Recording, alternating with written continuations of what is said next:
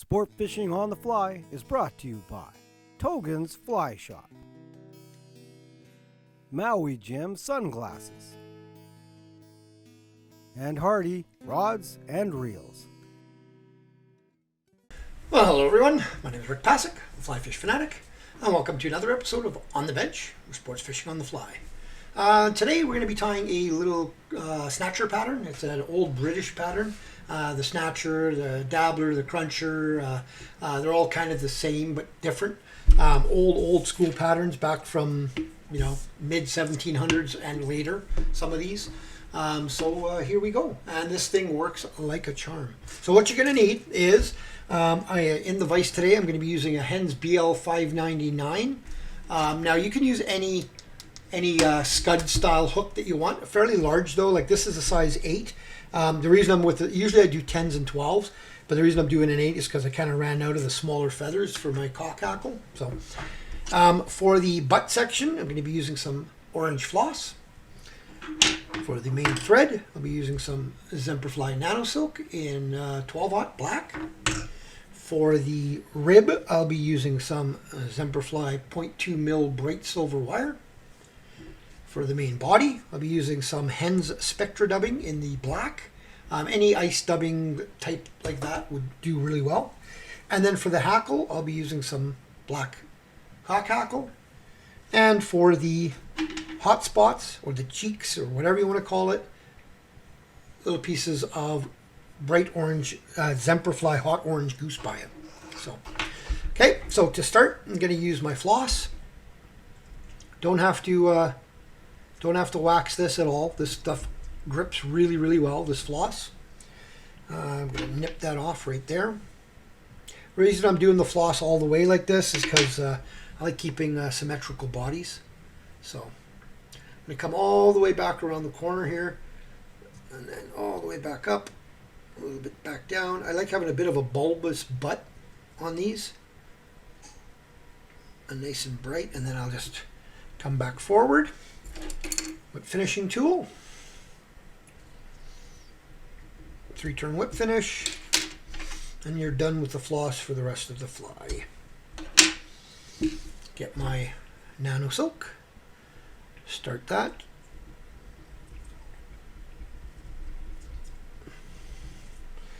Cut off your excess. Don't try to rip off your excess. You'll cut your finger with this stuff. Just going to flatten my thread. Bring the zipper around. So I'm going to stop right roughly where I created that bulb. And then come back forward again. Get a piece of my wire. I'm going to lay this in on my side and come back just a bit, just so it's not in the area where I'll be tying in my hackle. I'm just going to keep this right along the side and let it go around the corner with the hook. Just make sure that's tied in nice. Okay. Stop right there. Turn my vise. Flatten my thread. Take my wax. Give it a really good wax just so you make sure that this dubbing sticks well. This Spectra dubbing and most of these ice dubbings on the market nowadays stick really well anyway, but it's always nice to have. So now I like doing just a little bit at a time. I don't like doing too much. I like having just little batches of dubbing. That way I can really control the shape of the body that I like. So really thin at the back here. And then I'm going to kind of fatten it up, just almost like you're doing a scud, right? If this was a scud body that you were doing, a little bit fatter as you go, and then thinner towards the front again, kind of a hump in the middle, right? So, like I said, I just like doing stages. Just find at least for me, I mean, everybody's on their own, but can do their own, but I like doing it in stages. I just find I can control things much nicer, and I end up getting a nicer looking finished product, right? So let's pull a little bit more out there.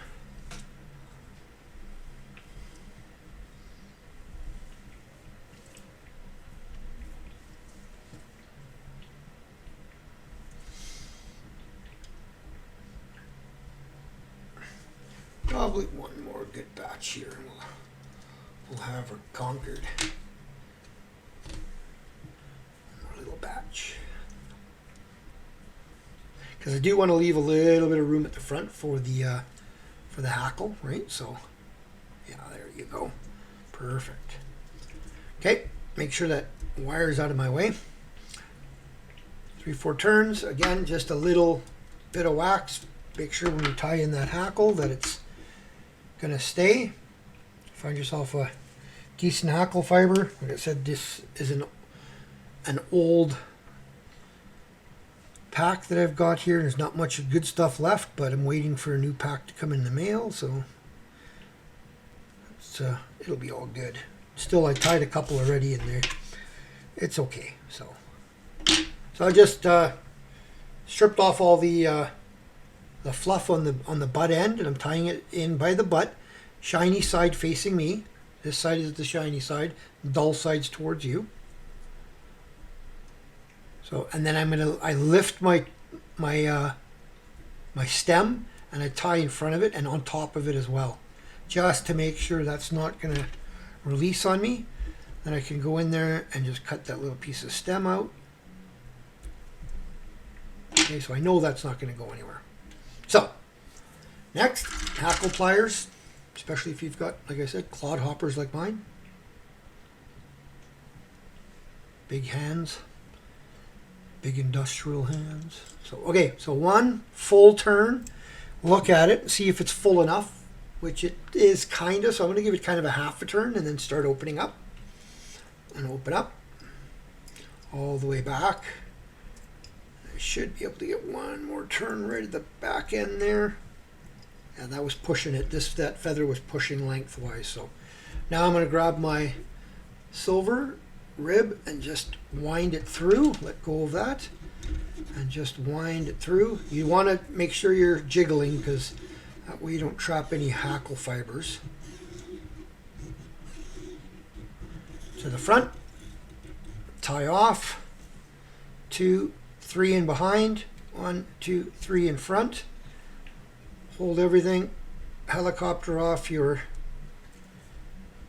rib, your wire. Stroke everything back, build just a tiny bit of a head here. Then what I like doing is taking my Velcro and just giving it a bit of a brush for 2 reasons. One, it's going to pull out any of those fibers that got caught, if there was any, and it just helps just get a little bit of that dubbing out, just a little extra sparkle. That's all it is. Then 2 goose biots. There's one. Cut off another one. Starting to run out here. I'm going to have to get another pack. Actually, I think I have another pack in the storage room here. But okay, so there's one for this side. And there's a natural curve to them. I want it curved in. So facing in the curve. And I want it about as long as to the tip of my hook. Roughly. To the point of the hook. Okay. And I want it facing kind of almost parallel with the hook, but a little bit up. I'll show you guys once I've got this one in what I mean. And lengthwise, about the length to where the hook tip is, roughly there. Just hold it. Sorry that I have to tie it in that way, but about like that is looking pretty good. No, that one should actually come down a bit, up a bit to match the other side. So I'm just gonna. There we go. That's better. That's much better. 1, 2, 3, 4, 5 really good turns. Make sure it's nice and snug. Length looks good. Take my little tweezers here, just because again, big hands. Just get as close as I can. Pull that off. As close as I can. And pull that off while holding tight on your thread. If you don't hold tight on your thread, you're going to pull those out. 4-turn whip finish. Little bit of sallies. I like putting sallies right on the thread on these again because my big hands plus I'm blind in one eye, so it's hard for me to put the head cement on these small heads. And I don't want to get any feathers caught, right? So get in there and snip off your thread. Close your Sally Hansen so you don't spill it. And there is your finished snatcher, guys. That's it. It's a really effective pattern. Believe me, this thing is nice and buggy. You can tie these in olive. You can tie them in black. You can tie. I actually have tied them in white body with a grizzly, right? Black and white grizzly hackle instead. Tying with a green butt and green goose bites is deadly as well. This pattern exactly like this, but in green. So, alrighty. Well, I hope you guys enjoyed that one, and thanks for tuning in to another episode of On the Bench with Sport Fishing on the Fly.